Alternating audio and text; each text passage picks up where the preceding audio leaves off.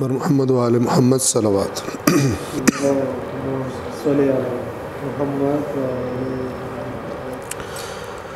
اعوذ باللہ من الشیطان الرجیم بسم اللہ الرحمن الرحیم الحمد للہ رب العالمین والصلاة والسلام علی سید الانبیاء والمرسلین وعلی اہل بیتہ الطیبین الطاہرین وصحبہ المنتجبین۔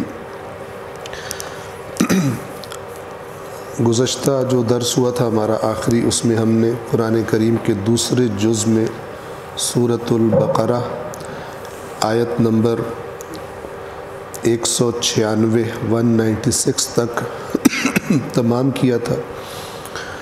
آج انشاءاللہ سورۃ البقرہ کی آیت نمبر 197 سے 202 تک پہلے تلاوت کریں گے، اور اس کے بعد انشاءاللہ ان آیات کا ترجمہ اور وضاحت آپ کی خدمت میں عرض کریں گے۔ صلوات پڑھیں محمد و آل محمد۔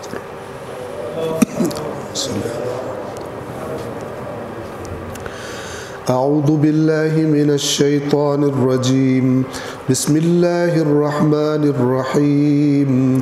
الحج اشہر معلومات فمن فرض فيهن الحج فلا رفث ولا فسوق ولا جدال في الحج وما تفعلوا من خير يعلمه الله وتزودوا فإن خير الزاد التقوى واتقون يا أولي الألباب ليس عليكم جناح أن تبتغوا فضلا من ربكم فإذا أفضتم من عرفات فاذكروا الله عند المشعر الحرام واذكروه كما هداكم وإن كنتم من قبله لمن الضالين ثم أفيضوا من حيث أفاض الناس واستغفروا الله إن الله غفور رحيم فإذا قضيتم مناسككم فاذكروا الله كذكركم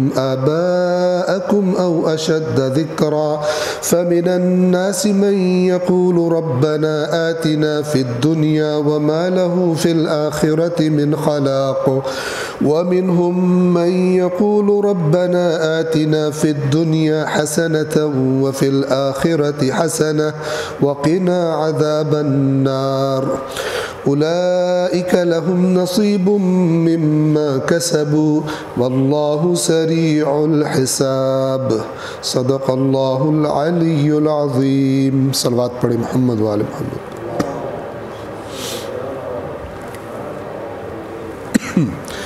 سورۃ البقرہ کی آیت نمبر 197 سے ہم نے شروع کرنا ہے۔ پچھلی ایک آیت کی تکرار کر کے ترجمے کی انشاءاللہ آگے بڑھیں گے۔ سورۃ البقرہ آیت نمبر 196 جو کہ بیان ہو چکی ہے، ترجمہ میں دوبارہ سے تکرار کر رہا ہوں۔ اور تم لوگ اللہ کے لیے حج اور عمرہ مکمل کرو، پھر اگر تم لوگ راستے میں گھر جاؤ تو جیسی قربانی میسر آئے کر دو، اور جب تک قربانی اپنے مقام پر پہنچ نہ جائے اپنا سر نہ مونڈھو۔ لیکن اگر تم میں سے کوئی بیمار ہو یا اس کے سر میں تکلیف ہو تو وہ روزوں سے یا صدقے سے یا قربانی سے فدیہ دے دے۔ پھر جب تمہیں امن مل جائے تو جو شخص حج کا زمانہ آنے تک عمرے سے بہرمند رہا ہو وہ حسب مقدور قربانی دے، اور جسے قربانی میسر نہ آئے وہ 3 روزے ایام حج میں رکھے اور 7 واپسی پر۔ اس طرح یہ پورے 10 ہوئے۔ یہ ان لوگوں کے لیے ہے جن کے اہل و عیال مسجد الحرام کے نزدیک نہ رہتے ہوں، اور اللہ سے ڈرو اور جان رکھو کہ اللہ سخت سزا دینے والا ہے۔ اب یہاں سے حج کا ذکر ہوا، تو اگلی جو چند آیات ہیں وہ حج کے احکامات سے متعلق ہیں۔ یہ بات ذہن میں رہے کہ حج حضرت ابراہیم علیہ السلام یہاں پر زندہ کر کے گئے تھے، اور احادیث میں آیا ہے کہ حضرت ابراہیم کو مناسک حج سکھانے کے لیے اللہ تعالیٰ نے حضرت جبرائیل کو بھیجا تھا، اور وہ ایک ایک حج کا جو عمل ہے حضرت ابراہیم کو انہوں نے سکھایا تھا۔ لیکن حضرت ابراہیم اور حضرت اسماعیل علیہ السلام کے دنیا سے چلے جانے کے بعد آہستہ آہستہ خدا جانے بہرحال یہ قوموں میں بیماری ہے کہ نئی نئی چیزوں کے اضافے شروع کر دیتے ہیں، اور ان کو وہ دین جو نبی دے کر گیا ہوتا ہے اس میں کوئی کمی لگتی ہے، کوئی پرابلم لگتا ہے، تو وہ نئی نئی چیزیں بہانے سے اضافہ کر دیتے ہیں، اور کبھی جھوٹ بول کر منسوب بھی انبیاء سے کر دیتے ہیں۔ یہ وہ چیز ہے جس کو شریعت اسلام نے بدعات کا نام دیا۔ تو اب چونکہ مسلمانوں میں بھی مختلف مسالک عشق کے بدعات میں مبتلا ہے، اور بدعات کے اتنے ثواب کر دیے کہ ان کے مقابلے میں تو جو اسلام نے واضح احکام دیے ان کا ثواب لگتا ہی کچھ نہیں ہے۔ بدعتوں کے ثواب اتنے بتا دیتے ہیں خطباء حضرات کہ جو اصلی دین کے احکام ہیں ان کو لفٹ بھی کوئی کرانے کو تیار نہیں ہے۔ تو یہ پچھلی اقوام میں بھی رہا، اور حضرت ابراہیم و حضرت اسماعیل کے بعد انہوں نے بھی حج کی شکل بگاڑ دی تھی، جس میں سے جو چیزیں خود قرآن کریم نے بیان فرمائی ہیں وہ تالیوں اور سیٹیاں کعبے کے ارد گرد اور عریاں طواف کرنا، اور اس کے علاوہ خدا جانے کتنی خرافات تھی۔ ایک کہ جو ابھی اگلی آیات میں بھی آ جائے گا، قریش اپنے آپ کو برتر سمجھتے تھے دوسرے حاجیوں کی نسبت، تو باقی حاجی سارے عرفات جاتے تھے اور عرفات سے واپس آتے تھے مشعر الحرام، لیکن یہ کہتے تھے ہم چونکہ ابراہیم و اسماعیل کی اولاد ہیں تو ہم کعبے کے متولی ہیں، تو ہمارا پروٹوکول اوپر ہونا چاہیے، لہٰذا یہ مشعر الحرام سے جسے مزدلفہ کہا جاتا ہے وہیں سے واپس آ جاتے تھے، اپنے آپ کو بڑا سمجھتے تھے۔ تو انہی آیات میں اللہ نے حکم دیا کہ جہاں سے سب لوگ جاتے ہیں، عوام جاتے ہیں، تم بھی وہیں سے آؤ، تم اپنے آپ کا اللہ کے احکامات میں اپنے لیے کسی بڑائی کا اور پروٹوکول کا وہ نہ کرو، یہ سب تمہاری اپنی خرافات۔ تو ہم آیت نمبر 197 سے شروع کر رہے ہیں۔ الحج اشہر معلومات، حج معلوم مہینے ہے، یعنی حج کے مہینے معلوم ہیں۔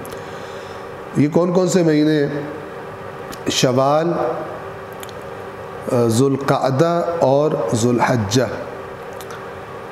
اگر ان سے پہلے کوئی بندہ آئے تو وہ حج کے لیے نہیں باندھ سکتا۔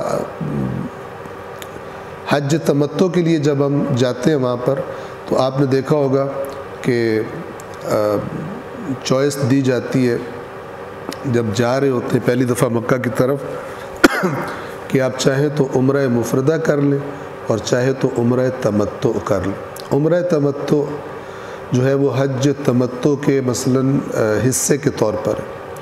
اگر کوئی شخص عمرہ مفردہ کرتا ہے تو اس کو حج کے احرام باندھنے سے پہلے پھر کسی میقات پر جا کر وہاں سے عمرہ تمتع کا احرام باندھ کر عمرہ تمتع کرنا پڑتا ہے دوبارہ، اور عمرہ تمتع کے بعد پھر حج تمتع۔ لیکن اگر کوئی شروع سے ہی حج تمتع عمرہ تمتع کرنا چاہے، مفردہ نہ کرے، تو وہ کون کون سے مہینوں میں کر سکتا ہے؟ اگر شوال کا مہینہ شروع ہو گیا ہو یا ذوالقعدہ کا مہینہ ہو تو ان مہینوں میں وہ چاہے تو عمرہ تمتع والا کرے، عمرہ تمتع کی نیت سے کرے اور مکے میں جا کے عمرہ تمتع مکمل کر کے احرام کھول دے۔ حج کے آنے تک ساری پابندیاں اس سے اٹھ جاتی ہیں جو احرام کی وجہ سے ہوتی ہیں، وہ سب پابندیاں اٹھ جاتی ہیں۔ اور پھر نویں کی جو روز عرفہ کی جو شب ہے، رات ہے، مطلب ایک دن پہلے 8ویں، تو احرام باندھ کر پھر اگلے دن زوال سے پہلے اس کو عرفات میں پہنچنا ہوتا ہے حج شروع کرنے کے لیے، وقوف عرفات کے لیے۔ تو یہ عمرہ تمتع کن مہینوں میں ہو سکتا ہے؟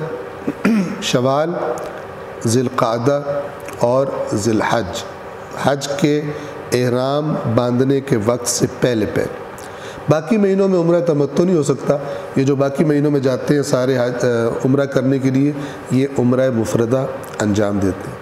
تو یہاں پر فرمایا جا رہا ہے کہ الحج اشہر معلومات، حج معلوم مہینے ہے۔ فمن فرد فیہن الحج، تو جو بھی ان مہینوں میں حج کو فرض کر لے، یعنی اس پر فرض تو وہ خود بخود ہوتا ہے حج، جو جانے کا ارادہ کر لے اور حج پہ چلا جائے، فلا رفث، 3 چیزوں کے نام یہاں پر آئے ہیں محرمات احرام میں سے۔ آپ کو پتہ ہے کہ جب انسان احرام باندھتا ہے تو کچھ چیزیں اس پر حرام ہو جاتی ہیں، مجھے ابھی عدد صحیح ذہن میں نہیں ہے۔ ان محرمات احرام میں سے کچھ مردوں کے لیے مخصوص ہیں، کچھ عورتوں کے، اور کچھ جو ہے وہ دونوں کے درمیان مشترک ہے۔ جب تک احرام باندھا ہوتا ہے وہ کام نہیں کر سکتا۔ ان میں سے کچھ کام ایسے ہیں کہ جو ویسے بھی حرام ہیں، عام طور پر بھی حرام ہیں، اور کچھ کام ایسے ہیں کہ جو عام طور پر حلال ہیں لیکن حالت احرام میں وہ کام بھی حرام ہو جاتے ہیں۔ مثلا اپنی جو بیوی ہے وہ بھی حالت احرام میں نامحرم سمجھ لے ہو جاتی ہے، وہ بھی حرام ہو جاتی ہے جب تک کہ بعد میں جا کر عمرہ مکمل کر کے طواف النساء مثلا نہ کر لیا جائے۔ تو یہ تفصیلات ساری کیا کیا چیزیں حرام ہوتی ہیں۔ بعض چیزیں ایسی ہیں کہ جو اگر انسان انجام دے تو کفارہ دینا پڑتا ہے، اور بعض ایسی ہیں کہ جن پر کفارہ نہیں ہے۔ یہ تفصیلات فقہی کتابوں میں، حج کی کتاب میں موجود ہوتی ہیں۔ یہاں پر فرمایا کہ جو ان مہینوں میں حج کو فرض کر لے، یعنی ارادہ کر لے جانے کا، تو وہ گویا اپنے ذہن میں رکھے کہ فلا رفث، رفث جنسی گفتگو، یعنی ایسی گفتگو، ایسی بات کہ جس سے جنسی خواہش زیادہ ہو، یا یہ کہ میاں اور بیوی کا ایک دوسرے کے قریب جانا، یہ اللہ تعالیٰ فرما رہے کہ یہ حج میں نہیں ہے۔ لیکن یہ یاد رکھیں کہ یہ حج سے مراد کیا ہے؟ حالت احرام، جب احرام باندھا ہو تو یہ نہیں۔ ولا فسوق، فسوق فسق کی جمع ہے گناہ۔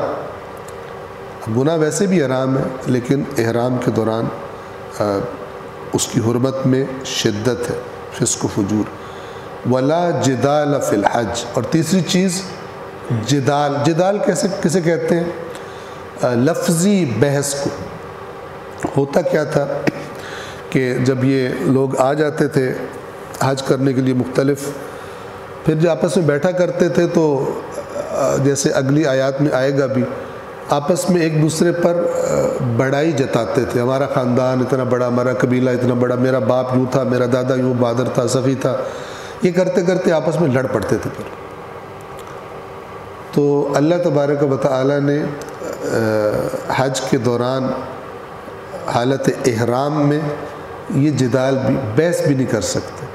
اور فقہی کتابوں میں جو اس کے بارے میں آیا ہے کہ قسم کھا کے کوئی بات کرنا، اللہ کی قسم یوں ہے اور اللہ کی قسم یوں نہیں ہے تو یوں ہے۔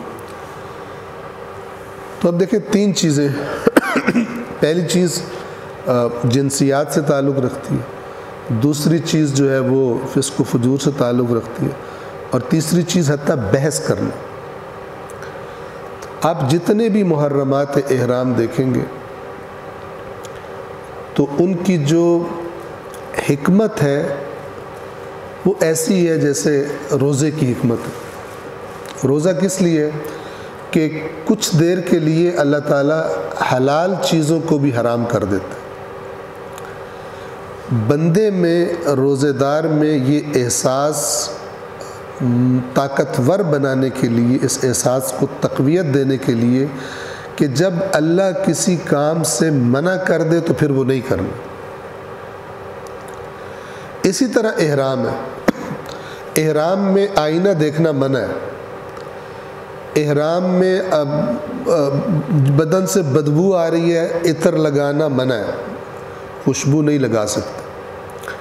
اپنی آرائش، مثال کے طور پہ شیشہ دیکھ رہے ہیں، منع۔ یہ کس لیے ہے؟ اس سے کیا حاصل ہوتا ہے؟ بعض لوگوں کو ہم نے دیکھا کہ وہ چونکہ حج پہ جانے کی توفیق ملتی تھی تو احرام اتار کے اللہ کا شکر ہے، یعنی گویا کہ پھنسے ہوئے تھے احرام میں۔ اب یہ احرام کو کس انداز میں دیکھ رہے ہیں؟ جیسے کہ کچھ لوگ حج کو دیکھتے ہیں، حج کر کے واپس آتے کہتے ہیں شکر ہے جان چھوٹی، ٹھیک ہے نا، اس طرح مصیبت دیکھتے ہیں۔ روزے ختم ہوتے ہیں کہتے ہیں شکر ہے روزے گزر گئے۔ کئی لوگ کہہ رہے ہوتے ہیں 18 گزر گئے باقی بس 12 رہتے ہیں، اللہ کرے وہ بھی 11 ہی ہوں، جان چھڑا۔ ان کو اصلاً سمجھ ہی نہیں آیا، انہوں نے سمجھا ہی نہیں ہے کہ یہ اللہ تعالیٰ نے یہ جو اپنے پروگرامز ہیں یہ رکھے کس لیے۔ جس طرح روزوں کے بارے میں فرمایا پیچھے گزر چکا اسی سورہ بقرہ میں لعلکم تتقون، تاکہ تمہارے اندر تقوی پیدا ہو جائے۔ یہ جو تمہیں کھانا پینا چھڑوایا جا رہا ہے، اس احساس کو اگر تمہارے اندر یہ مر چکا ہے کہ جب اللہ منع کرے تو منع ہو جانا ہے، اپنے اوپر کنٹرول سکھانے کے لیے ہم نے یہ روزے والا پروگرام تمہیں دیا۔ 30 دن خود پہ کنٹرول سیکھو، اور کچھ روٹین میں جو کام تمہارے لیے حلال ہے وہ بھی تو ہم نے روزے میں تمہارے بند کر دیے، تاکہ تمہارے اندر یہ اپنے پہ کنٹرول والی طاقت پوری ہو جائے، طاقت پکڑ جائے، مر چکی ہے تو زندہ ہو جائے۔ اسی طرح حالت احرام میں انسان کو الرٹ رہنا ہے۔ اب راستے میں بس رکی، لوگ واش روم میں جاتے ہیں، عادت ہوتی ہے سامنے شیشہ لگا، شیشہ دیکھ لیا، اگر غلطی سے پڑ گئی نظر، فوراً نظر ہٹاؤ، کہو استغفر اللہ، استغفار کرو، ٹھیک ہے۔ یعنی وہ جو تم نارمل روٹین میں کرتے ہو ان کاموں سے بھی اپنے آپ کو، ان کو بھی اس طرح کر لو کہ عادتاً تم سے نہ ہو، اور جو کام تم نے نہیں کرنا وہ نہ کرو۔ یہ پوری حالت احرام انسان کو یعنی ہوشیار رہنا سکھاتی ہے، میں نے کیا کرنا ہے، میں نے کیا نہیں کرنا، یہ نہ کر بیٹھو، یہ نہ کر بیٹھو۔ وہاں پہ جیسے ہی مثلاً مکہ میں جاتے ہیں، پہلے ہوٹلز وغیرہ میں جانا ہوتا ہے، اب جناب آپ اس میں لفٹ میں جیسے ہی اندر ایلیویٹر میں آپ گئے ہیں تو چاروں طرف شیشہ لگا ہوا، سارے سر جھکا کھڑے، غلطی سے پڑ گئی ہے نظر، کوئی بات نہیں، نیچے سر جھکا لو، حالت احرام میں۔ یہ پورا کا پورا انسان کو الرٹ کرنے کے لیے کہ اللہ نے منع کر دیا ہے، تو اپنی شکل بھی نہیں دیکھ سکتا، تو عطر بھی نہیں لگا سکتا، بو آ رہی ہے تو بو برداشت ہی نہیں کرتا، اب کر برداشت سکتا کہ جہاں بو آ رہی ہو وہاں ناک بھی بند نہیں کر سکتا۔ یعنی جو انسان نے اپنے آپ کو بنا لیا تھا اس کو توڑنا ہے۔ خود جو لباس احرام ہے وہ کیا ہے؟ وہ بھی یہی ہے کہ جو تمہاری پسند کے کپڑے تھے اپنے ملک میں پہنتے تھے، بڑے تم اچھے لگتے تھے، فلان کرتے تھے، سب ختم کرو، اور جو دوسری جس طرح اللہ کی مخلوق وہ احرام کی شکل میں تم بھی وہ جو امتیازات تھے اور جو فرق تھا اسے ختم کرو۔ تو ایک کفن نما جو ہے وہ احرام دے دیا جاتا ہے، اور کسی کو الاؤ نہیں ہوتا کہ اس کے بغیر مثلاً وہ حج پہ چلا جائے۔ خواتین کا ظاہر ہے کہ چونکہ حجاب کا اس کا ستر کا معاملہ زیادہ سخت ہے، اس لیے ان کو جس لباس میں ہوں اسی میں احرام کی نیت کرنے کی اجازت ہے، لیکن مرد حضرات وہ کہتے ہیں۔ تو جتنی بھی ایک بڑی مشہور حدیث ہے امام سجاد علیہ السلام کی، کہ ان کا ایک صحابی جب حج پہ گیا اور واپس آیا حج کر کے، تو پھر امام نے اس سے ایک ایک حج کے عمل کے بارے میں سوال پوچھا، اور کہا کہ جب تو احرام کے لیے غسل کر رہا تھا تو جیسے اپنے بدن سے میل اتار رہا تھا، ویسے گناہوں کو بھی اپنے بدن سے الگ کر رہا تھا؟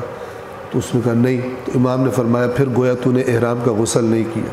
اسی طرح پھر احرام کا پوچھا، جب تو احرام کے کپڑے، جب تو سلا ہوا لباس اتار رہا تھا تو اپنی خواہشات کا لباس بھی اتار رہا تھا، اور جب تو احرام انسلا پہن رہا تھا تو گویا اللہ کی مرضیوں کو اپنے اوپر، اپنی خواہشات کو اتار کے اللہ کی مرضی اپنے بدن پہ نافذ کر سکا؟ نہیں۔ امام نے فرمایا کہ گویا تو نے سلا ہوا لباس اتارا ہی نہیں، اور گویا تو نے احرام کے وہ 2 کپڑے پہنے نہیں۔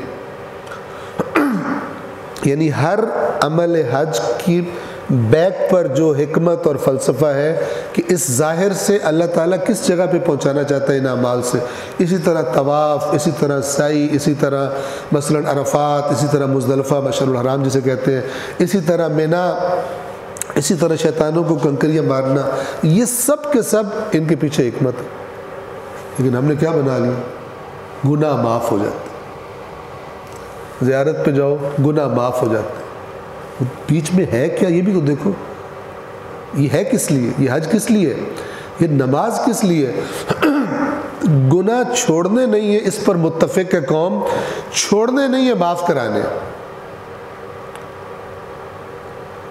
یہ نہیں ہے دین۔ جب اس طرح اللہ کی جو بندوں کو اللہ سے جوڑنے کے لیے چیزیں تھیں، جب ان کو اس طرح پیش کیا گیا تو پھر لوگوں نے کہا اچھا اس سے معاف ہوتے ہیں، اس سے معاف ہوتے ہیں، ایک کسی چیز سے معاف کرا رہا ہے گناہوں کو، کسی چیز سے معاف کرا رہا ہے، چھوڑنے کو کوئی تیار نہیں ہے۔ تو پھر اس کا نتیجہ کیا نکلتا ہے کہ ایک قوم کہ جس کو اللہ نے بہترین اپنا قانون دیا ہے، وہ کرپشن میں اور خرابیوں میں اور بے ایمانیوں میں دنیا کی ٹاپ اقوام میں جا کر شامل ہو جاتی۔ فمن فرض فیہن الحج، جو ان مہینوں میں حج کو خود پر فرض کر لے، فلا رفث، تو میاں بیوی کا قرب نہیں ہوگا، ولا فسوق، نہ ہی فسق و فجور ہوگا، ولا جدال، اور نہ ہی لفظی بحث ہوگی جو عام طور پہ قسمیں کھا کے کی جاتی ہے، فی الحج، حج میں۔ اب آگے دیکھیے، وما تفعلوا من خیر یعلمہ اللہ، اور جو کچھ تم بھلائی انجام دو گے اللہ اسے جان لے گا۔ یہ والے کام نہیں کرنے، نیکی جو بھی کرو گے اللہ تعالیٰ اسے جان لے گا۔ وَتَزَوَّدُوا، اور اس سفر کے لیے زاد راہ ساتھ لو۔ اب آپ دیکھیے زاد راہ کیا ہوتا ہے؟ قافلوں کے جو سالار اناؤنس کرتے ہیں اتنے سلیپر لے لیں، اتنے مثلا تولیہ لے لیں، ٹوتھ برش لے لیں، ٹوتھ پیسٹ لے لیں، یہ لیں، تو وہ بعض اوقات کئی دن حج کی شاپنگ کرتے رہتے ہیں، اور حج کی شاپنگ کے بہانے پتہ نہیں کیا کیا لے لیں، وہ سامان بہت ہوتا ہے۔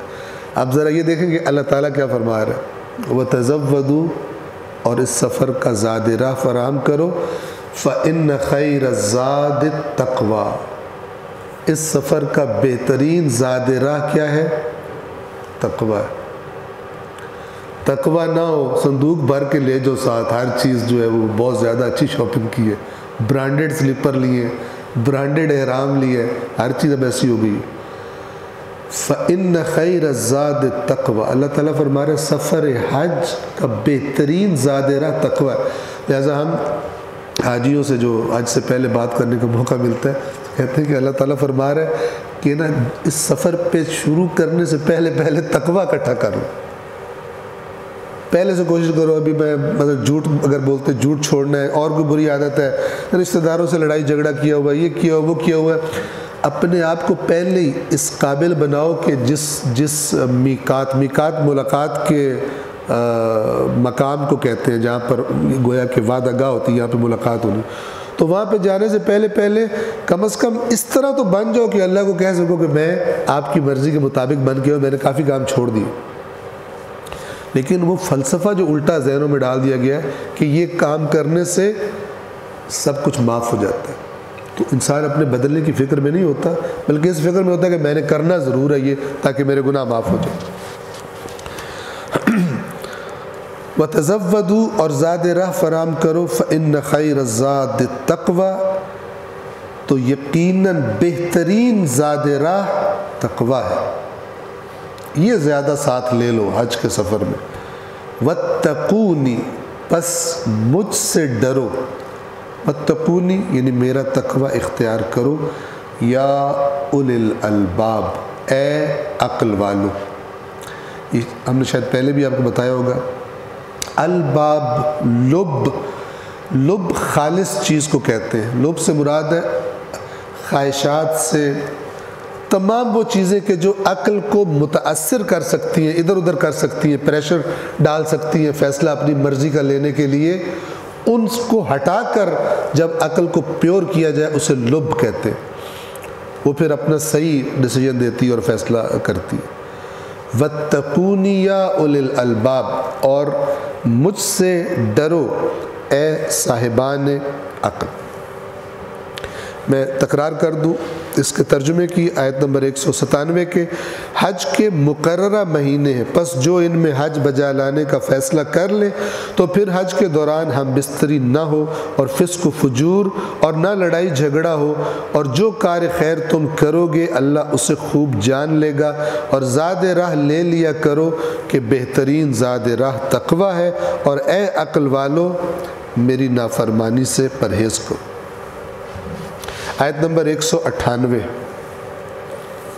لیس علیکم جناح ان تبتغوا فضلا من ربکم، تم پر کوئی گناہ مضائقہ حرج، تم پہ کوئی حرج نہیں ہے، تم اپنے رب کا فضل تلاش کرو۔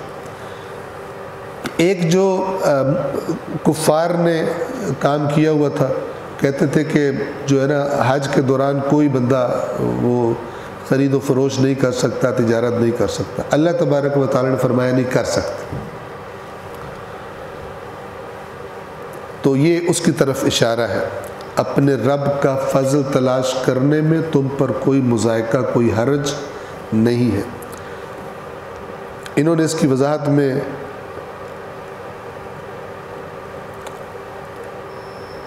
ایک صلوات پڑھیے محمد وآل محمد۔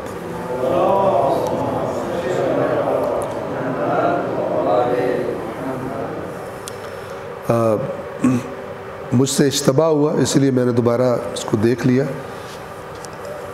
عربوں نے یعنی اسلام کے آنے سے پہلے حج کو بالکل ایک، میں نے برعکس کہہ دیا، حج کو بالکل ایک تجارتی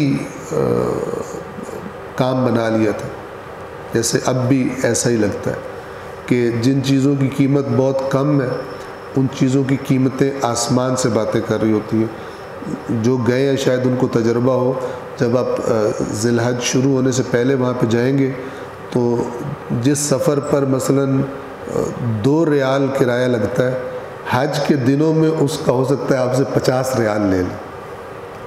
یعنی حاجی صاحبان کی جو چمڑی ہے وہ اچھی طرح اتار لیتے ہیں، خاص طور پہ جب مینا سے جن دنوں میں واپس آنا ہوتا ہے، جس دن واپس آ رہے ہوتے ہیں اس دن تو بالکل ہی آگ لگی ہوتی ہے، اور اس کے بعد بھی لگی رہتی ہے۔ تو یہ عکس ہے وہ کام کہ جو وہاں کے لوکل کیا کرتے تھے، بالکل انہوں نے اپنی کمائی کا اور تاجرانہ ایک ذریعہ بنا لیا تھا۔ اب جب اسلام آیا اور مسلمان حج کرنے کے لیے آئے تو ان کے ذہن میں یہی بات تھی کہ کوئی بھی خرید و فروش کرنا حج کے ایام میں یہ گویا کہ جائز نہیں ہے اور منع ہے، لیکن اللہ تعالیٰ نے اس آیت میں اجازت دے دی کہ جب انسان اگر کوئی حج پر آیا ہے تو اپنے حج کے مناسک وغیرہ کے بعد وہ پھر اگر عام خرید و فروش بھی کرنا چاہے، حتیٰ کہ کوئی چیز ساتھ لایا ہے بیچنا چاہے تو کوئی حرج اس میں نہیں ہے۔ فَإِذَا أَفَضْتُم مِّنْ عَرَفَاتٍ، پس یہ خرید و فروش کی اجازت دینے کے بعد پھر کہا جا رہا ہے اور جب تم عرفات سے نکلو، فَاذْكُرُوا اللَّهَ عِنْدَ الْمَشْعَرِ الْحَرَامِ، تو مشعر الحرام میں اللہ کو یاد کرو، اللہ کا ذکر کرو۔ مشعر الحرام کا دوسرا نام ہے مزدلفہ۔ حاجی حضرات عرفات 9ویں کا دن زوال کے بعد سے لے کر غروب آفتاب تک عرفات میں گزارنے کے بعد جیسے ہی آفتاب سورج غروب ہوتا ہے تو حاجی وہاں سے نکل پڑتے ہیں اور مزدلفہ میں خود کو پہنچاتے ہیں، اور سبھی اس دن مغرب و عشاء کی مغرب کی نماز کو بہت لیٹ کر کے اور وہیں پر مزدلفہ میں پہنچ کے عشاء کے ساتھ پڑھی جاتی ہے۔ یہاں کہا جا رہا ہے کہ جب عرفات سے نکل پڑو تو مشعر الحرام میں مزدلفہ میں یعنی اللہ کو یاد کرو۔ اس کے بعد ایک بہت ہی اہم نقطہ کہ جو حج سے مخصوص نہیں ہے لیکن چونکہ بات حج کی ہو رہی ہے آیا وہاں پر، خوب توجہ فرمائیے گا۔ فرمایا وَاذْكُرُوهُ كَمَا هَدَاكُمْ، جب عرفات سے نکل پڑو تو مشعر الحرام میں اللہ کو یاد کرو، لیکن یاد یہ نہیں کرنا کہ جیسے تمہارا دل کرے یاد کرنے کی رسمیں بنا لو اللہ کو۔ ہر سال ایک نئی اللہ کی یاد منانے کا، ٹھیک ہے نا۔ وہ ایک صاحب تھے، انہوں نے شعبان، ابھی شعبان بھی آنے والا ہے، اللہ تعالیٰ 13 رجب کو اور شعبان کی تاریخوں کو فسق و فجور کے شر سے محفوظ رکھے۔ بعض لوگ گانے والیوں کو بلا لیتے ہیں، ٹھیک ہے۔ تو ایک صاحب تھے، انہوں نے جشن منانے کے لیے، شعبان کے جشن کے لیے گانے والیاں بھی بلائی ہوئی تھی اور اپنے دوستوں کے لیے شراب کا اہتمام بھی کیا ہوا تھا۔ تو بہرحال کسی نے ہم سے کہا کہ یار ان سے بات کرو کہ یہ کام نہ کریں۔ تو ان سے ہم نے بات کی کہ بھائی یہ تو ہستیاں بڑی پاک ہستی ہیں، آپ یہ کام نہ کریں کہ گانے والیاں بلائی ہیں آپ نے اور شراب کا اہتمام کیا ہوا۔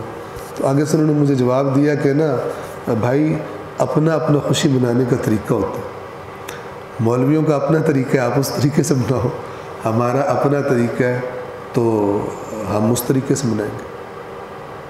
تو بہرحال آخر کوشش کرنے کے بعد وہ ٹل گئے اور انہوں نے وہ کام نہیں کیا۔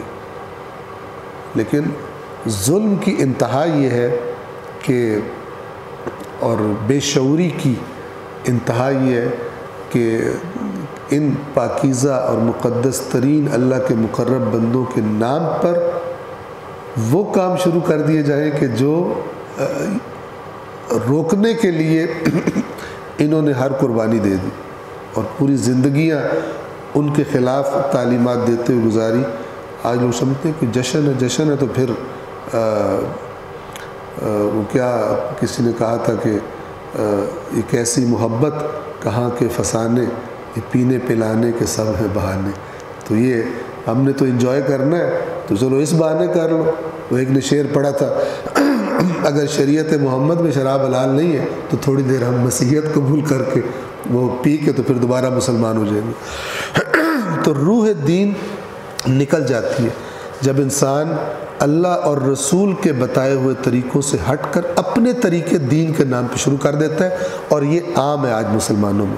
اور پھر بعض علماء کرام آ کر بجائے یہ کہ جرأت کریں اور روکیں ان کو، الٹا ان کی تعویلیں کرنا شروع کر دیتے ہیں، یہ بھی جائز ہے، یہ بھی جائز ہے، یہ فتوی دے دی ہے، یہ فلان کر دی ہے۔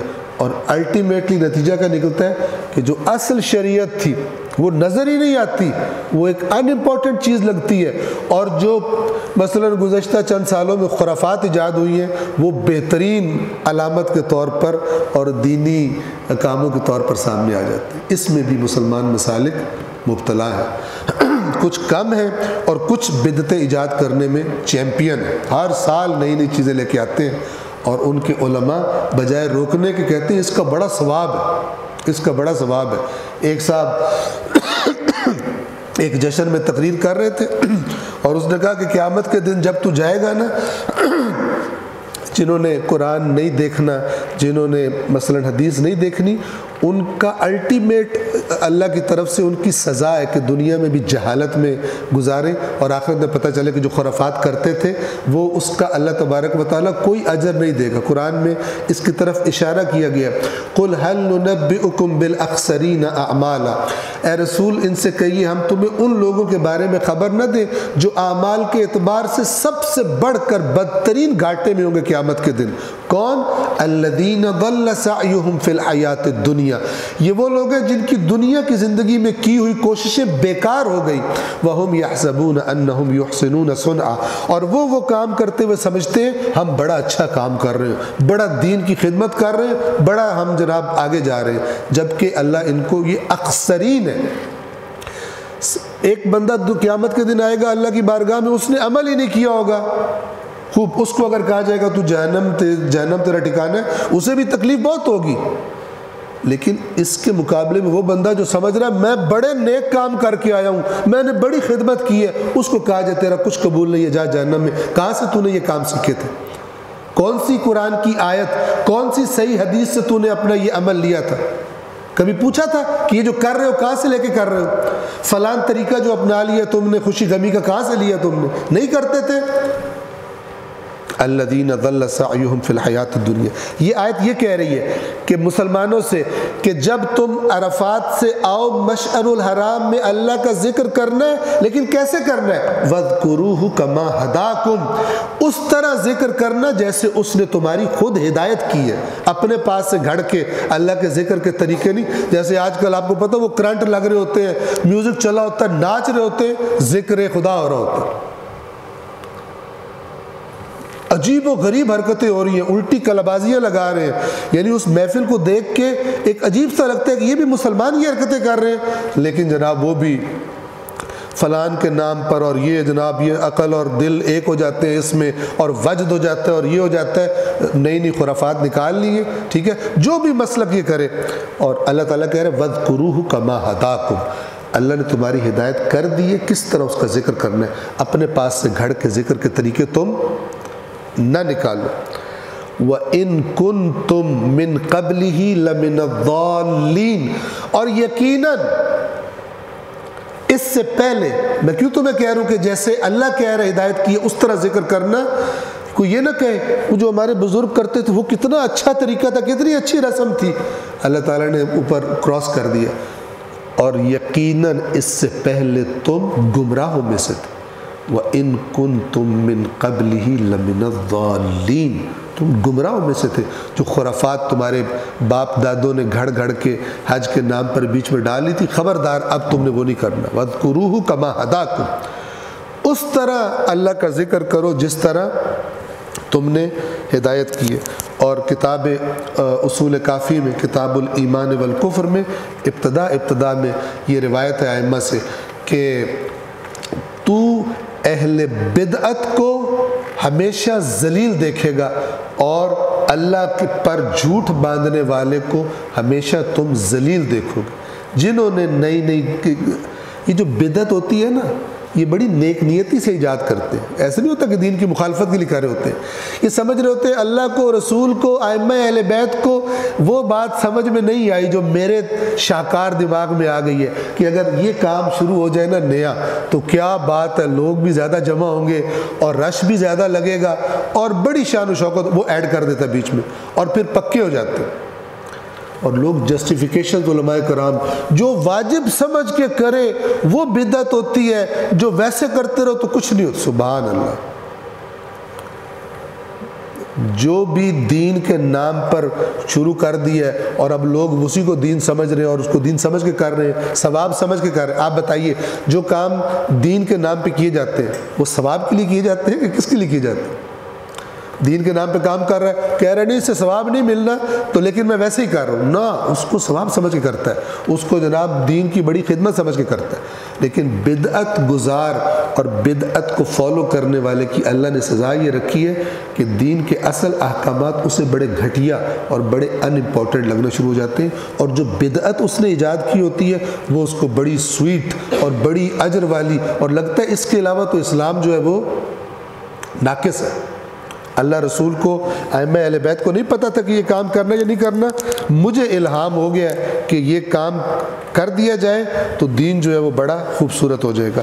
آیت نمبر 198 کے ترجمے کی میں تکرار کر رہا ہوں، تم پر کوئی مضائقہ نہیں، مضائقہ یعنی تنگی، حرج، کہ تم اپنے رب کا فضل تلاش کرو، پھر جب تم عرفات سے چلو تو مشعر الحرام یعنی مزدلفہ کے پاس اللہ کو یاد کرو، اور اللہ کو اس طرح یاد کرو جس طرح اس نے تمہاری رہنمائی کی ہے، یقیناً اس سے پہلے تم راہ گم کیے ہوئے تھے، اپنی مرضی سے تم نے طریقے ایجاد کر لیے تھے اللہ کو یاد کرنے کے۔ صلوات پڑھیے محمد و آل محمد۔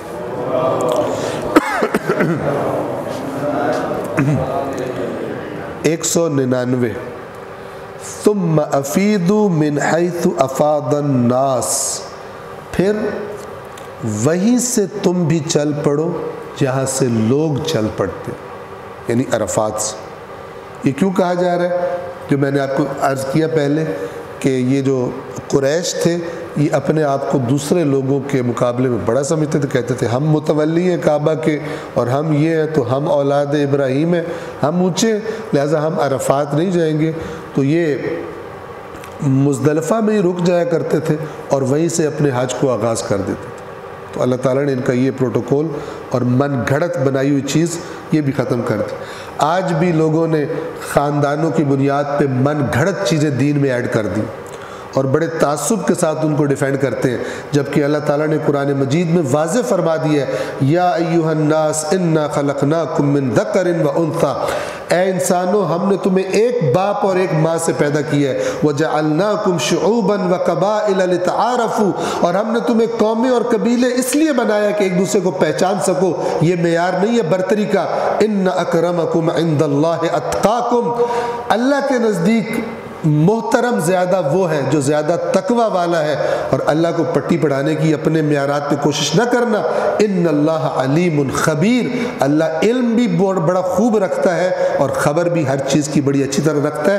اس نے ان خاندانوں کو اور قوموں قبیلوں کو برتری اور کسی کے گھٹیا ہونے کا معیار نہیں بنایا، لیکن آج پھر بھی اسلام میں بھی جیسے ہندوؤں میں ہے اونچی قوم تو نیچی قوم، تو گھٹیا قوم تو اونچی قوم، یہ بھی مسلمانوں کے نام پر اپنے آپ کو مسلمان بنے ہوئے ہیں، اپنے آپ کو انہی نظریات کے پیچھے چلاتے ہیں جیسے ہندوؤں کے وہ قوم پرستی اور وہ چیز ہوتی، اپنے آپ کو دینی طور پر برتر سمجھتے ہیں کہ ہم جناب دینی طور پر بڑے اونچے ہیں۔ ایک سفر میں امام رضا علیہ السلام سفر میں جا رہے تھے، راستے میں ایک جگہ قیام کیا تو دیکھا وہاں بالکل جو وہ فقیر لوگ اور غریب لوگ پھٹے پرانے کپڑوں والے، تو امام نے اپنے ساتھیوں کو حکم دیا کہ نا ان سب کو کھانے کی دعوت دو، میرا جی چاہ رہا کہ ان کو میں کھانے کی دعوت دوں۔ اب وہ میلے کچیلے کپڑوں والے آپ خود دیکھ سکتے ہیں، مثلا آج بھی ایسے لوگ نظر آتے ہیں، تو وہ ان کی حالت کیا ہوگی۔ وہ جب آ کے دسترخوان پہ بیٹھ گئے تو امام بھی ان کے ساتھ جا کے بیٹھ گئے، ان کے ساتھ کھانا کھانے کے لیے بیٹھ گئے۔ تو امام جا کے بیٹھ گئے، لیکن وہ جو امام کا ایک ساتھی تھا اس کو پسند نہیں آیا، تو اس نے بڑے طریقے سے امام سے کہا کہ آپ نے کھانا تو ان کو مثلاً دے رہے ہیں، بہتر نہیں تھا آپ ان کے ساتھ نہ بیٹھتے اور الگ بیٹھ کے کھا لیتے۔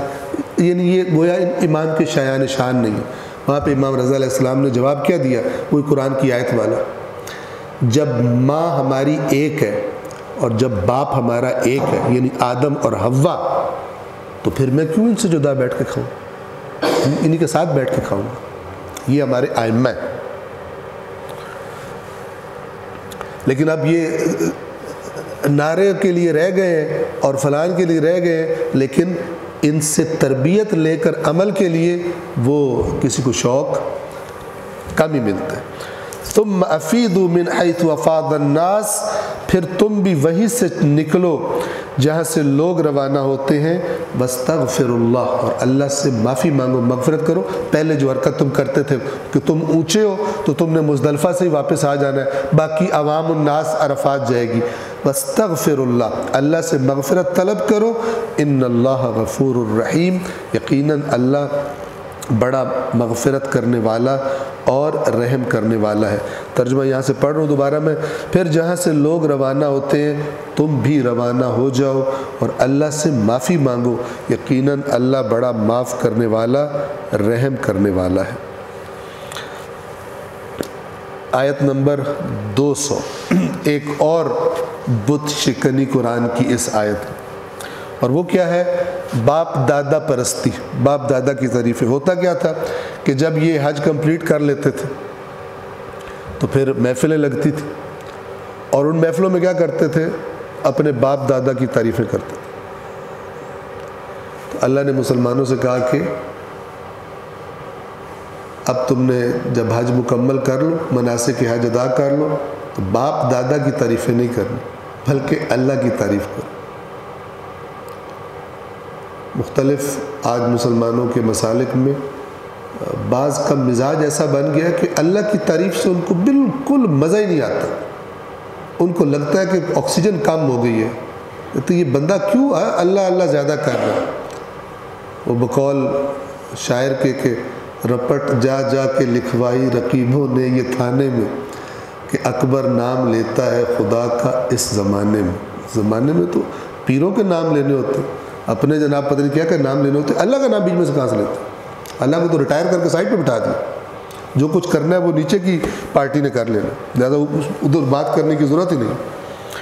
اور کچھ ایسے جاہل ہیں کہ اپنی نظریات کو کرنے کے لیے کہتے ہیں کہ مجھ سے لوگ پوچھتے ہیں کہ ہم اللہ سے ڈائریکٹ بات کر سکتے ہیں، اللہ سے ڈائریکٹ دعا مانگ سکتے ہیں، اور یہ بندہ عالم نما جاہل ان سے کہتا ہے کہ میں ان کو جواب میں کہتا ہوں تمہاری شکل ہے کہ اللہ سے ڈائریکٹ بات کرو۔ جہالت کی حد یہ ہے، جہالت تو نہیں ہٹ درمی ہے، کہ جتنی بھی دعائیں سب میں ڈائریکٹ اللہ سے خطاب ہے، اور یہ بندہ کہہ رہا ہے تمہاری شکلیں ہیں ڈائریکٹ اللہ سے۔ قرآن مجید کہہ رہا ہے جب میرے بندے میرے بارے میں سوال کرے یا رسول آپ کہہ دیجئے میں قریب ہوں، جب بھی کوئی پکارنے والا پکارتا ہے میں اس کی پکار کے سنتا ہوں، اور یہ بندہ کہہ رہا ہے تمہاری شکلیں ہیں کہ تم اللہ سے ڈائریکٹ بات کر سکو۔ اس قدر انسان اندھا ہو جاتا ہے جب ایک غلط ٹریک کو اپنا لیتا ہے، اور سننے والوں کا بھی بیڑا غرق کرتا ہے، ان کا کہ جنہوں نے ظاہر اللہ کی کتاب کو نہیں دیکھنا اور صرف سنی سنائی پہ اپنے دین کے نظریات کی بنیادیں رکھنی۔ فَإِذَا قَضَيْتُم مَنَاسِكَكُم، جب تم اپنے مناسک ادا کر لو، فَاذْكُرُوا اللَّهَ، تو اللہ کو یاد کرو۔ کیسے یاد کرو؟ ڈیلا ڈالا نہیں، 2 دفعہ کر کے ختم۔ جذبات میں بڑے جوش میں اپنے باپ دادوں کو یاد کرتے تھے نا، جس جوش اور جذبے سے اپنے بزرگوں کو یاد کرتے تھے، فَاذْكُرُوا اللَّهَ كَذِكْرِكُمْ آبَاءَكُمْ، جیسے اپنے آباء و اجداد کا ذکر کیا کرتے تھے حج تمام کر لینے کے بعد، اس طرح اللہ کا ذکر کرو، اس طرح تعریفیں کرو، اللہ اتنا بڑا ہے، اللہ اتنا کریم ہے، اللہ کی اتنی رحمت ہے، اس جوش کے ساتھ کرو۔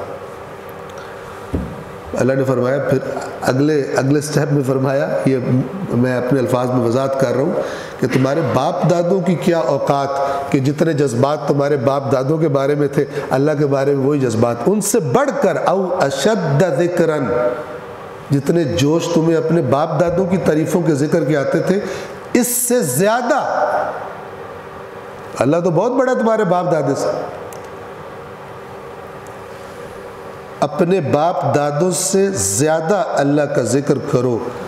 فَمِنَ النَّاسِ مَن يَقُولُ رَبَّنَا آتِنَا فِي الدُّنْيَا، تو لوگوں میں سے کچھ ایسے ہیں کہ جو یہ کہتے ہیں کہ اے ہمارے رب ہمیں دنیا میں عطا کر دے، وَمَا لَهُ فِي الْآخِرَةِ مِنْ خَلَاقٍ، اور اس کا آخرت میں کوئی حصہ نہیں ہے۔ بس میں اس آیت کا ترجمہ پڑھ کے دوبارہ ریپیٹ کر دوں، اور اس کا جو دوسرا حصہ ہے آیت کا، وہ چونکہ اگلی آیت سے ملا ہوا ہے تو اگلی آیت کو پڑھ کے ہم انشاءاللہ اکٹھا پھر ان دونوں کا بیان کرتے ہیں۔ پھر جب تم حج کے اعمال بجا لا چکو تو اللہ کو اس طرح یاد کرو جس طرح تم اپنے آباء و اجداد کو یاد کیا کرتے ہو، یا اس سے بھی زیادہ۔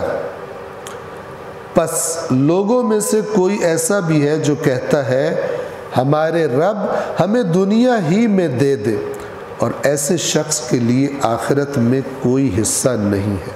آیت نمبر 201، وَمِنْهُمْ، اور ان میں سے یعنی لوگوں میں سے کچھ تو ایسے ہیں جو وہ بات کرتے ہیں جو پہلے بیان کر دی، اور کوئی ایسا ہے جو کہتا ہے مَن یقول، جو کہتا ہے ربنا آتنا فی الدنیا حسنۃ، کہ اے ہمارے رب ہمیں دنیا میں بھی حسنہ یعنی بھلائی، خیر، اچھائی عطا فرما، وفی الآخرۃ حسنہ، اور آخرت میں بھی بھلائی، اچھائی، خیر عطا فرما، وقنا عذاب النار، اور ہمیں بچا لے جہنم کے یعنی آگ کے عذاب سے۔ ایک صلوات پڑھیے محمد و آل محمد۔ ان 2 آیات کا خلاصہ کیا ہے؟ توجہ کیجیے کہ کچھ لوگ ایسے ہوتے ہیں جن کا جو فوکس اور مرکز ہوتا ہے توجہ کا وہ یہ دنیا ہوتی ہے۔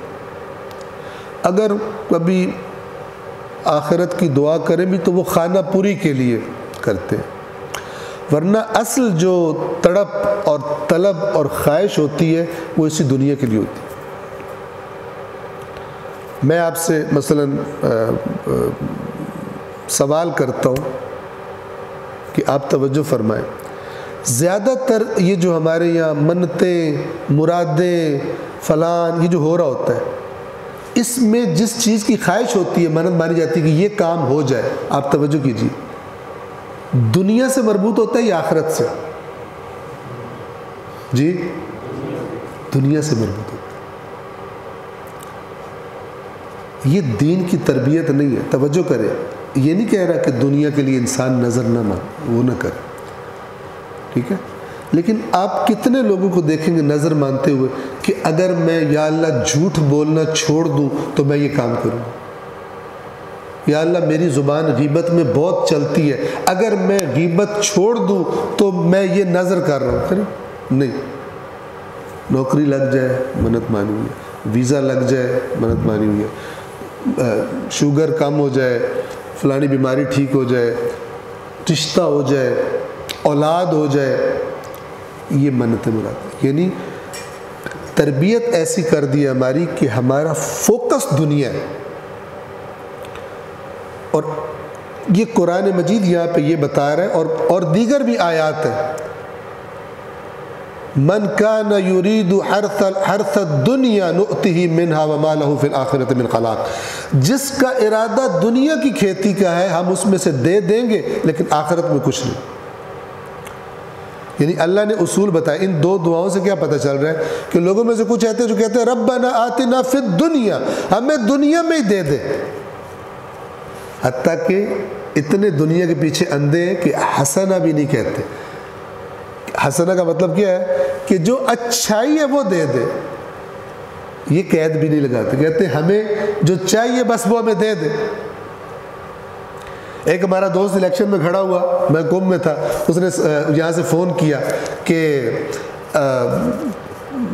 السلام علیکم، وعلیکم السلام، کہاں بیٹھے؟ میں نے کہا یار اتفاق سے میں تو بی بی معصومہ کے حرم میں بیٹھا ہوں۔ تو وہ زبردست مزہ آ گیا، یار میں الیکشن میں کھڑا ہوں تو دعا کرو اللہ تعالیٰ کامیابی دے۔ تو میں نے کہا کہ میں دعا کرتا ہوں کہ اگر تمہاری عاقبت کے حق تمہارے لیے بہتر ہے الیکشن میں جیتنا تو اللہ تعالیٰ تمہیں کامیاب کرے۔ اور کہتا ہے چھوڑ یار عاقبت کو، میں تجھے کہہ رہا ہوں میرے تو جیتنے کی دعا مانگ، تو پھر مولوی والی باتیں شروع کر دیں، عاقبت کو الیکشن جیتنا۔ ربنا آتنا فی الدنیا وما لہ فی الآخرۃ من خلاق، ٹھیک ہے نا؟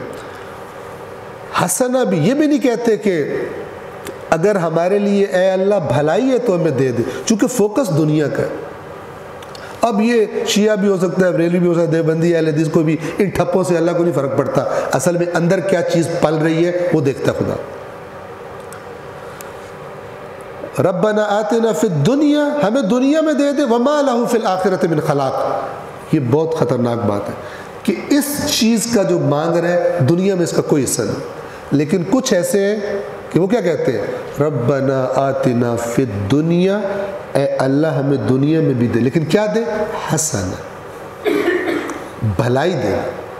دینا کی قید کیوں ہے کہ ہو سکتا ہے ہم ایک چیز مانگ رہے ہوں، جیسے اللہ تعالیٰ فرماتا ہے، ابھی آگے آ جائے گا، کتب علیکم القتال وہو کرہ لکم، تم پر جہاد فرض کر دیا گیا حالانکہ تمہیں اچھا نہیں لگتا، وعسیٰ ان تکرہوا شیئا وہو خیر لکم وعسیٰ ان تحبوا شیئا وہو شر لکم، امید ہے کہ کوئی چیز تمہیں اچھی نہ لگتی ہو جبکہ ہو تمہارے لیے خیر، اور کوئی چیز تمہیں بری لگتی ہو، جو کوئی چیز تمہیں بہت اچھی لگتی ہو اور ہو وہ تمہارے لیے شر، واللہ یعلم وانتم لا تعلمون، اور اللہ علم رکھتا ہے اور تم علم نہیں رکھتے۔ اب مومن کیا کرے گا؟ کسی چیز کی دعا بھی مانگ رہا ہے جو اسے اپنی طرف اٹریکٹ کر رہی ہے، تو مومن کی دعا کیا ہوگی کہ اے اللہ اگر خیر ہے تو مجھے عطا کر دے۔ شاید میں نے پہلے بھی آپ کو بتایا تھا، ایک صاحب جا رہے تھے نوکری، میرے پاس آئے ہمارے گاؤں میں کہ شاہ جی دعا کرو، انٹرویو ہے میرا، آج میں سلیکٹ ہو جاؤں۔ میں نے کہا کس میں انٹرویو ہے؟ کہتا ہے جی پولیس میں، آہستہ سے پولیس میں۔ تو میں نے کہا یا اللہ اگر اس محکمے میں جانے سے اس کی آخرت تباہ نہیں ہونی تو یا اللہ یہ سلیکٹ ہو جائے۔ کہتا شاہ جی اور دعا میں نے کہا تھا میرے لیے مانگو، آپ نے ادھر سے اگر مگر لگانے شروع کر دی۔ یعنی پہلے سے ارادہ ہے پولیس میں جانے کے لیے کہ جو میں نے کرنا ہے سو کرنا ہے، لہٰذا اگر کا قید نہ لگائے، اگر خیر ہے خیر نہیں، بس ڈائریکٹ دعا کرے کہ مجھے میری نوکری لگ جائے۔ یہ ہے وہ تربیت کہ جو انسان کو پوری صرف دنیا پہ فوکس کر دیتی.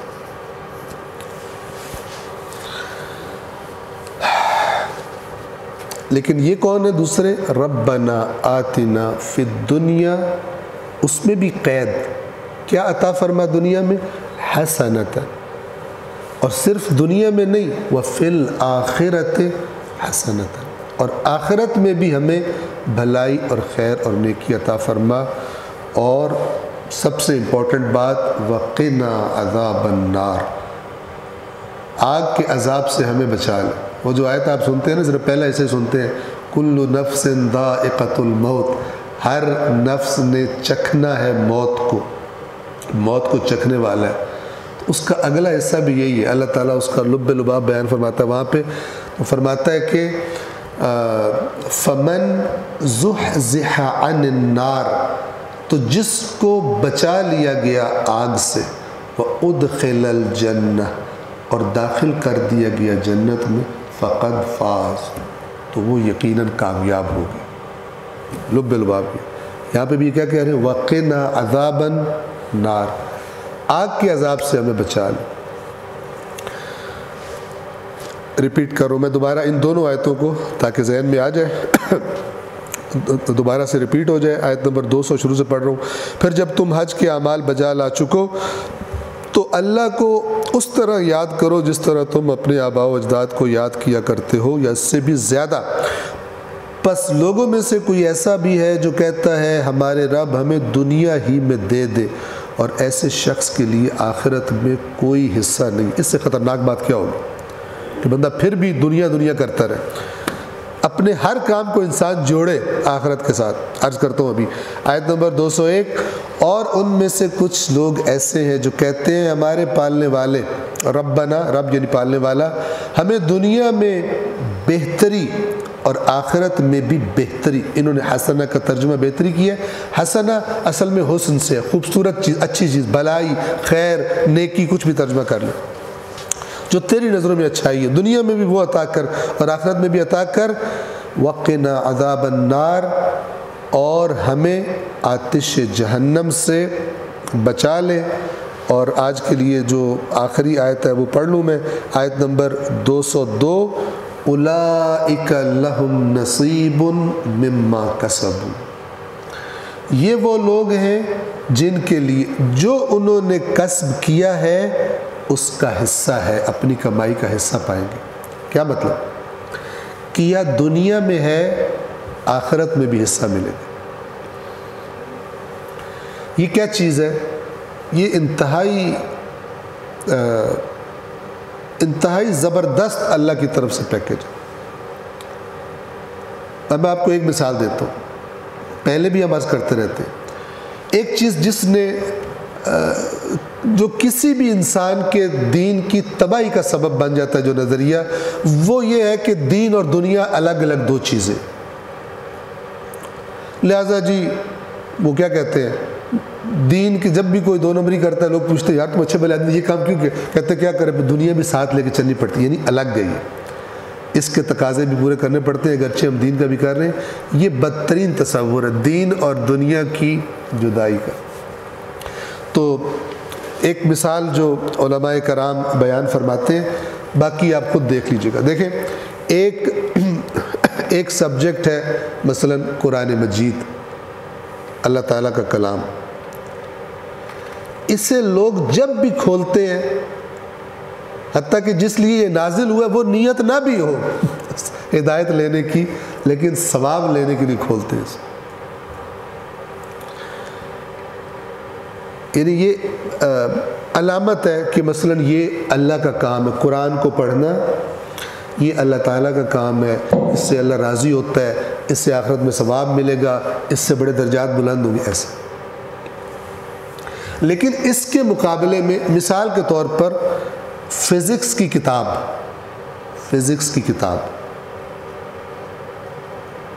کبھی مثلا اگر آپ کا سبجیکٹ فزکس تھا یا کوئی اور آپ اپنا سبجیکٹ ذہن میں لے آئیں، اس کو جب آپ کھولتے ہیں تو آیا اس قسم کی فیلنگ آتی ہے کہ اس کا مجھے اجر ہے، ثواب ہے؟ نہیں آتی. کیوں نہیں آتی؟ اس لیے کہ ہم بچپن سے ہماری تربیت دین اور دنیا کے ہمارے ذہن میں الگ الگ بیٹھی ہوئی. دین کو کچھ خاص اعمال میں مخصوص کر دیا گیا ہے، ٹھیک ہے، کہ یہ اعمال دین والے ہیں اور یہ اعمال جو ہے باقی دنیا والے. اسکول جانا کس کے لیے؟ ہوتا بھی ایسا ہے. والدین کیوں بچے کو اسکول بھیج رہے ہیں؟ جنت میں جانے کے لیے نہیں، دنیا میں رہنے کے سیکھنے کے لیے. والدین جنت کے لیے کیا لگائے ہوئے؟ مولوی صاحب لگائے ہوئے ہیں، وہ جو قرآن شرح پڑھاتے ہیں، وہ جنت میں جانے کے لیے. اس کے لیے اسکول میں جانا جو ہے وہ کس کے لیے؟ وہ دنیا میں رہنے کے لیے. اسی طرح جب بچہ قرآن کھولتا ہے، اماں ابا سمجھتے ہیں ہمیں بھی ثواب مل رہا ہوگا، لیکن بچہ جب اسکول کتاب کھولتا ہے اماں ابا کو ثواب کانسیپٹ نہیں ہوتا، صرف یہ خوشی ہوتی ہے کہ بچہ ہمارا اچھا پڑھ رہا ہے. یہ نہیں ہے. اب دیکھیں حقیقت کیا ہے. قرآن کریم قول خدا ہے، اللہ کا کلام ہے. ہم جب قرآن کھول کے پڑھتے ہیں تو کیا پڑھتے ہیں؟ اللہ کا کلام پڑھ رہے ہوتے ہیں. فزکس میں کیا پڑھتے ہیں؟ یہ پوری کائنات اللہ کا فعل ہے، اللہ کا کام ہے، اللہ کا عمل ہے. اور سائنس میں ایکچولی ہم کیا کر رہے ہوتے ہیں؟ ہم اسے بے شک دنیا سمجھ رہے ہوتے ہیں، لیکن ایکچولی ہم اللہ نے جو کام کیا ہے، جو چیزیں بنائی ہیں، جو قوانین بنائے ہیں، اللہ کے فعل کو، فے عین لام، اللہ کے عمل کو اسٹڈی کر رہے ہوتے ہیں. چونکہ جو صاحب کلام ہے اس قرآن کا، جس کی یہ بات ہے، جس کا یہ قول ہے، اسی کا عمل اور فعل ہے یہ ساری کی ساری کائنات. لیکن قول پڑھتے ہوئے بہت ثواب ہوتا ہے، لیکن اس کے فعل کو سٹڈی کرتے ہوئے کوئی ثواب نہیں ہوتا. لہذا جب فعل کو سٹڈی نہیں کیا تو اللہ نے پھر پسماندہ بھی کر دیا. اس کائنات میں اس کا مطالعہ، اس کی سٹڈی، اس میں تفکر. قرآن میں کتنی آیتیں؟ 700+ آیتیں جو ان چیزوں سے مربوط ہیں جو کام سائنس کرتی ہے. یعنی وہی کام کرنے کا کہا گیا ہے، سائنس کرتی ہے. آج مسلمان اس معاملے میں پیچھے رہ گئے. تو یہ جو عرض کر رہا ہوں کہ جدائی کا تصور ہے، اس نے تباہ کر دیا. ورنہ ایکچولی دین یہ کہتا ہے کہ تم اپنے ہر کام کو، حتیٰ کہ اپنی نیند کو، تم عبادت میں کنورٹ کر سکتے ہو. کہ تم جو بھی کر رہے ہو تم حالت عبادت میں ہو. اور یہی اصل مطلب ہے اس آیت کا، وَمَا خَلَقْتُ الْجِنَّ وَالْإِنسَ إِلَّا لِيَعْبُدُونَ.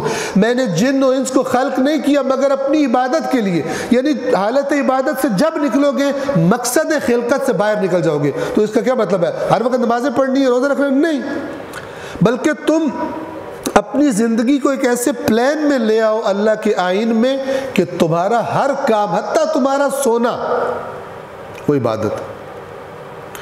روایات میں ہے عالم کی نیند جاہل کی عبادت سے افضل ہے. کیونکہ نیند وہ ایک ضروری کام کے طور پہ کر رہا ہے. اگر یہ نہیں کرے گا تو صبح اپنی ذمہ داریاں ادا نہیں کر سکتا، جو پراپرلی سوئے گا نہیں. لیکن ایک جاہل ہے، اس جو عبادت کر رہا ہے اس سے زیادہ عالم اپنی نیند سے کما رہا ہے اللہ کے پاس. جتنا ایک عالم سے مراد عالم وہ نہ لے کے عالم دین مولانا، یعنی جو جاننے والا ہے، جو بات کو سمجھنے والا ہے، اس کا سونا بھی ایک پروگرام کے، ایک قاعدے اور ضابطے کے تحت ہے، تاکہ صبح اپنی ذمہ داریاں صحیح ادا کرے، اپنا مفید کردار ادا کر سکے معاشرے میں. اور ایک جاہل جو ہے وہ بس جوش میں آ کے مثلا کر رہا ہے، اسے پتہ نہیں ہے کہ اس سے مجھے حاصل کیا کرنا ہے. روایات میں ہے کہ وہ شخص کے جو رزق حلال، لقمہ حلال کمانے کے لیے اپنے بیوی بچوں کے لیے گھر سے نکلتا ہے، لیکن لقمہ حلال کی شرط کے ساتھ، تو وہ ایسا ہے جیسے ہاتھ میں تلوار لے کر اللہ کی راہ میں جہاد کرنے والا مجاہد. اب اس سے بڑی تعبیر اور کیا ہو سکتی ہے؟ مجاہد کا کتنا ثواب ہے، حلال کے لیے کوشش کرنے والے کا ثواب. دین اسلام میں نہیں ہے جدا دین سے کوئی چیز. جنہوں نے دین اسلام کو چند اعمال میں مخصوص کر لیا ہے، اس وقت اپنے آپ کو سمجھ رہے ہوتے ہیں ہم اللہ کا کام کر رہے، عبادت کر رہے ہیں. یہ بہت کچھ اپنا ضائع کر رہے ہیں. اور کچھ چیزوں کو دنیا سمجھ کر کہ جن کو اپنی عبادت بنا سکتے تھے، چونکہ جو آپ کی نیت ہے، آپ جو کام دنیا کے لیے کر رہے ہو، دنیا کی نیت سے کر رہے ہو، ما لہو فی الآخرۃ من خلاق، آخرت میں اس کو کچھ نہیں ملے گا. لیکن آپ جس بھی کام کو اس لیے کر رہے ہو کہ یہ کام مثلا میری ذمہ داریوں میں ہے نوکری پر جانا، اسکول میں جانا، کالج میں جانا، یونیورسٹی میں جانا، یہ بھی ایسا ہی ہے جیسے مسجد میں جانا۔ اپنے گھر والوں کے ساتھ بیٹھنا، ٹھیک ہے، اس کو کون بندہ سمجھتا ہے عبادت ہے؟ عجیب حدیث ہے، اللہ کے نبی نے فرمایا کہ مومن کا اپنے بیوی بچوں کے ساتھ بیٹھنا، یعنی ان کے ساتھ ٹائم گزارنا، ظاہر ہے کہ وہ حرام کوئی نہ ہو، دنیا داری والے جو کام ہوتے ہیں حرام والے، لیکن بات چیت کرنا، ٹائم گزارنا، یہ اللہ کے نبی کی حدیث موجود ہے کہ میری اس مسجد میں اعتکاف کرنے سے زیادہ ثواب رکھتا ہے۔ یہاں پہ تو بندے ماہ رمضان میں ویزے لگوا کے لاکھوں روپے بھر کے جا رہے ہوتے ہیں کہ مسجد نبی میں اعتکاف کریں۔ یہ تمام چیزیں جو عبادات اصل میں بندے کی تربیت کے لیے، اس کا رزلٹ اس نے پریکٹیکل لائف میں دکھانا ہوتا ہے۔ ہم نے کیا کر دیا؟ پریکٹیکل لائف میں تو جو مرضی کرنا، ان چیزوں سے معاف کرانی ہے، الٹ کر دیا ہم نے، یعنی بجائے ان چیزوں سے ہم اللہ سے کنیکٹ ہو کر تربیت لیں، رسپانسبل بنیں، اور پریکٹیکل معاشرے میں پھر ہماری جو اچھے اثرات ہیں، برکات ہیں، وہ ظاہر ہو۔ معاشرے میں جو دل ہے کرو، اپنی مرضی کے تقاضے پورے کرو، جو مفادات ہیں ان کا تحفظ کرو، اور جب پیٹھ پہ بوجھ ہو جائے گناہوں کا تو یہ والی نماز پڑھو، یہ والی زیارت کرو، یہ عمرہ کرو، فلان کرو، یہ معاف ہو جائے گی۔ الٹ کر دیا اللہ کے دین کی اصلاً جو حکمت تھی، الٹ کر دی اپنی کج فکری کی وجہ سے۔ تو بہرحال یہاں پر ہم آج کے درس کو تمام کر رہے ہیں۔ اولئک لہم نصیب مما کسبوا، انہوں نے جو کچھ کمایا تھا دنیا میں، جو کام کیے تھے، ان کا حصہ ہوگا آخرت میں بھی۔ یہ ما لہو فی الآخرۃ من خلاق نہیں ہے، چونکہ آخرت ان کی دنیا سے کٹ کے نہیں تھی، ان کی دنیا آخرت کے ساتھ جڑی ہوئی تھی، اور انہوں نے دنیا کو الدنیا مزرعۃ الآخرہ، آخرت کی کھیتی کے طور پر انہوں نے دنیا کو لیا۔ اولئک لہم نصیب مما کسبوا، ایسے لوگ اپنی کمائی کا حصہ پائیں گے۔ واللہ سریع الحساب، اور اللہ جلد حساب لینے والا ہے، یعنی اللہ تعالیٰ تاخیر کرنے والا نہیں ہے۔ صلوات پڑھیں محمد و آل محمد۔